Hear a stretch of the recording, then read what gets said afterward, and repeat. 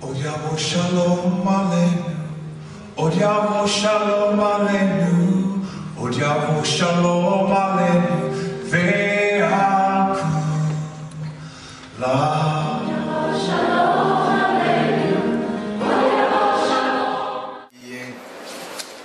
¿Cómo definirías la situación, para no usar la palabra conflicto, del Siksuk árabe-palestino?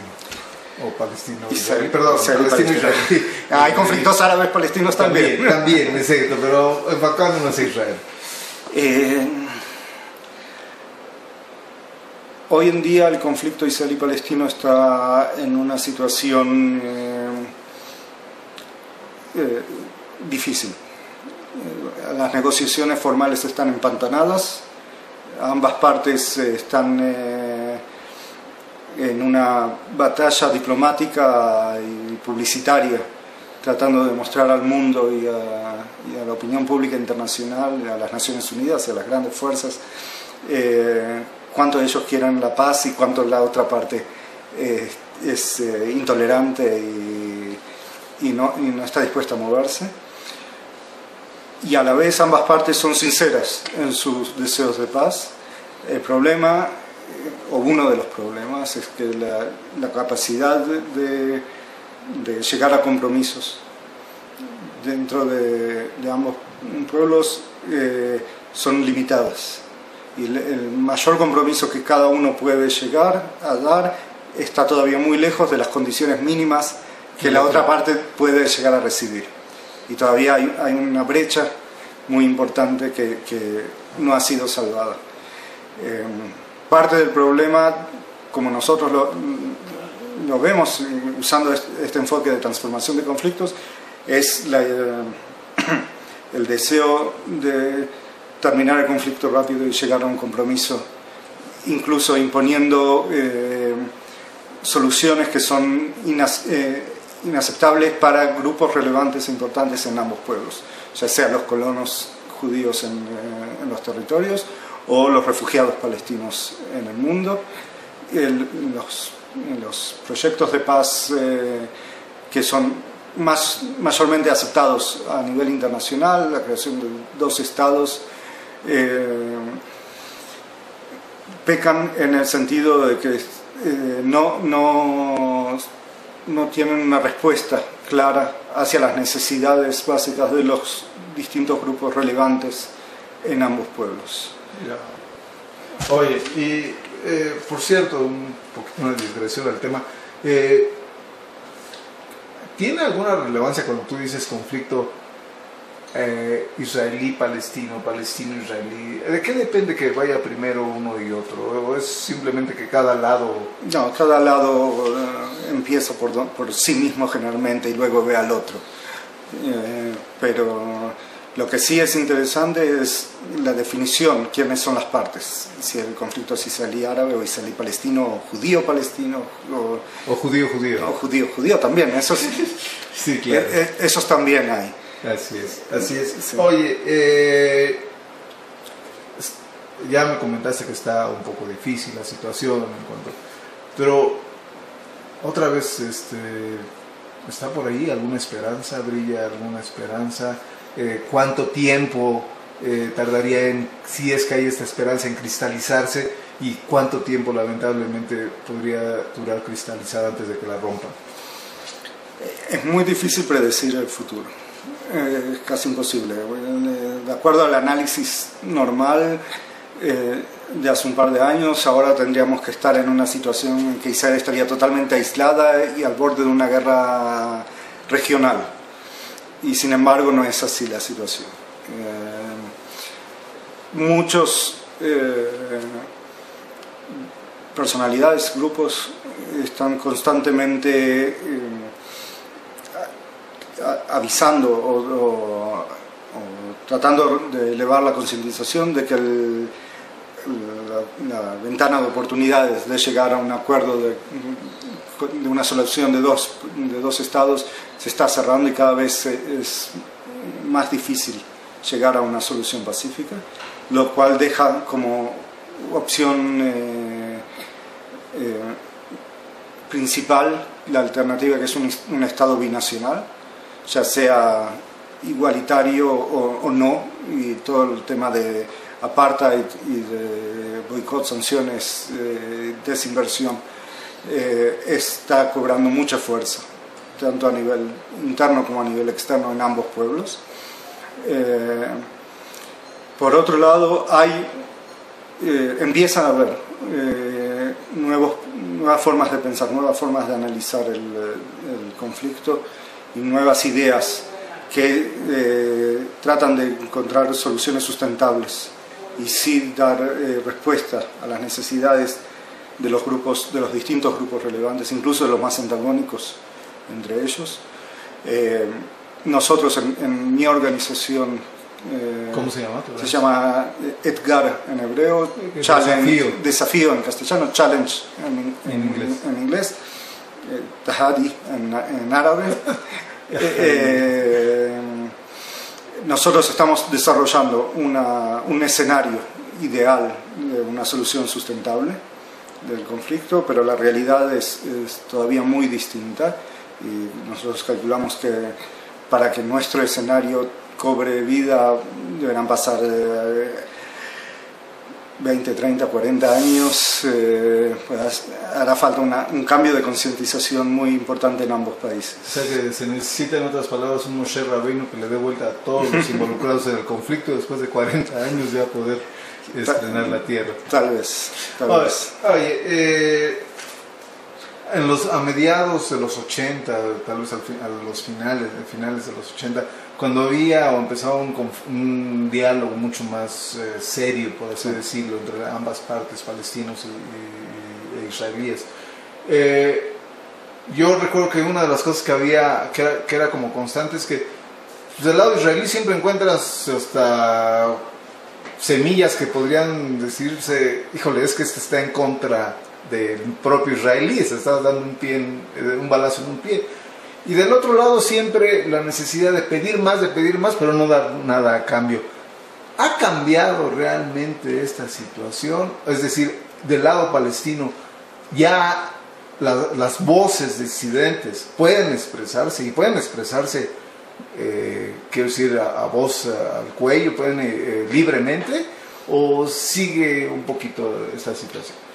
Mira, hay que diferenciar entre las distintas voces que hay dentro del pueblo palestino.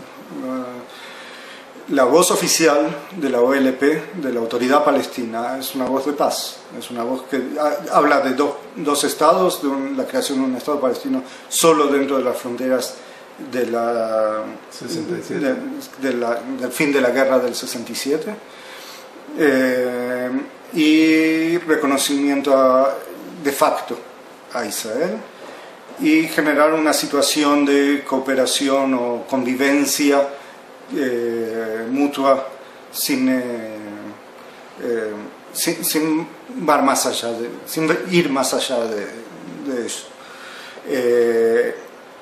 Hay otras voces también, hay las voces de Hamas y hay voces de otras organizaciones laicas extremistas que hablan de no reconocer a Israel y de seguir la lucha hasta la liberación de todo el territorio de Palestina histórica entre el río entre el río Jordán y el mar Mediterráneo.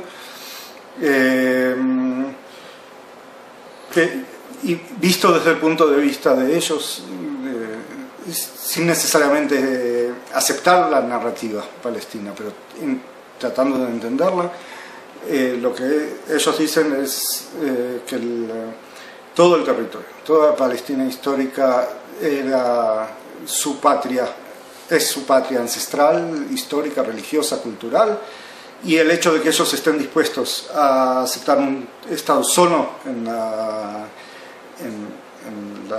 regiones de los territorios, en la franja occidental y en la franja de Gaza, es ya un compromiso muy importante, porque ellos están aceptando un Estado solo en el 22% del territorio, dejando a Israel en el 78% del territorio. O sea, dicen, si nosotros ya renunciamos al 78% del 22% que nos queda, y que la comunidad internacional reconoce que es nuestro, no podemos seguir renunciando. Israel lo ve de manera 180 grados. Israel dice todo Eretz Israel, desde el río Jordán hasta el mar Mediterráneo, es nuestra patria histórica, religiosa, cultural. Y el hecho de que nosotros, después de casi 2000 años, regresamos y establecimos un Estado es nuestro derecho histórico. Entonces nosotros debemos hacer todo lo que esté a nuestro alcance de mantener ese Estado y hacerlo florecer. Y en especial la Judea y Samaria, la franja occidental, es el lugar donde todas los lugares más santos y más históricos del pueblo judío yacen, donde la historia del pueblo judío está en Betel y está en Hebrón y está en Shem, mucho más que en Tel Aviv o en Haifa, y por eso tampoco nosotros podemos renunciar tan fácilmente a esos territorios. Esa es una de las principales contradicciones, volviendo a la definición de conflicto, de objetivos contradictorios. Todo es mía o todo es mía, es una de las principales contradicciones.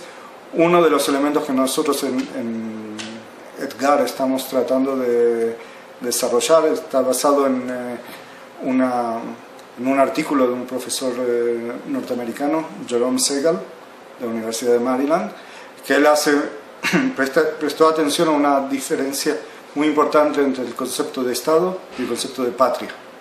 El Estado es una organización política, una decisión política de crear un gobierno que tenga el monopolio del uso de la fuerza, que ejerza la soberanía, que tenga una población que le responde dentro de un territorio específico.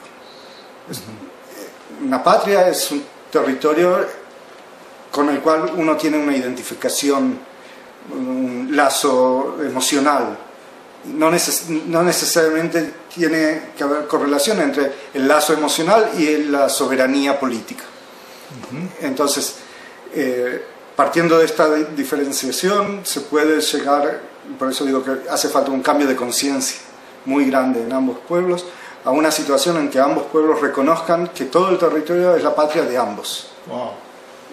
Y yo puedo amar a mi patria y llamarla Eretz Israel, y un palestino puede amar a su patria y llamarla Palestina histórica, aunque ambas patrias estén en el mismo territorio.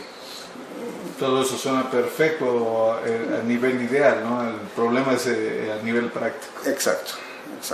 Y por eso somos conscientes que no es una propuesta factible para presentar, para crear un partido político y presentarnos en las próximas elecciones y esperar el apoyo popular. Es algo que es un cambio de concientización. Oye, y bueno, usando una frase bíblica, Nasem Nishma, o sea, haciendo y escuchando, sí. Tajles, ¿qué es lo que podría venir en muy corto tiempo para que por lo menos las hostilidades cesaran y en un momento dado encontrar alguna vía de paz? Ojalá supiera la respuesta. Lo que a nivel de dirigencias políticas de ambos pueblos hace falta la concientización de que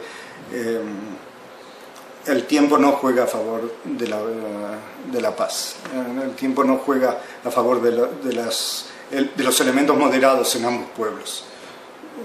Mientras el estancamiento de las negociaciones sea más y más profundo, la decepción y la desesperación de los pueblos será más y más grande, y la fuerza política de quienes dan respuestas extremistas en ambos lados será más aceptada. O el todo o el nada. O el todo o el nada. Si de todas maneras no podemos avanzar, si de todas maneras no hablamos y no llegamos a nada, entonces ¿para qué hablar? Im que var, haz que var. Exacto. Mientras los líderes sigan pensando que pueden seguir con las batallas tácticas de tratar de dejar al otro mal parado y de tratar de mejorar la forma en que el Consejo de Seguridad de las Naciones Unidas o el presidente de Estados Unidos o las autoridades de la Unión Europea nos miren y miren a ellos, entonces la situación y la dinámica va a seguir como hasta ahora y cada vez va a ser más difícil volver a empezar.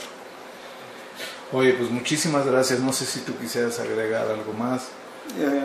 No, muchísimas de nada.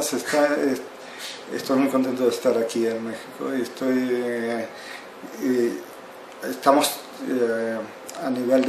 tanto a nivel de EDGAR dentro de Israel como a nivel de una coalición de organizaciones israelíes, palestinas, europeas y americanas, tratando de generar esta nueva forma de ver los conflictos en general y el conflicto israelí-palestino en especial, incluso entendiendo que los conflictos no son unidimensionales, sino hay conflictos internos dentro de cada una de las sociedades que también influyen hacia las dinámicas del conflicto mayor o del conflicto principal.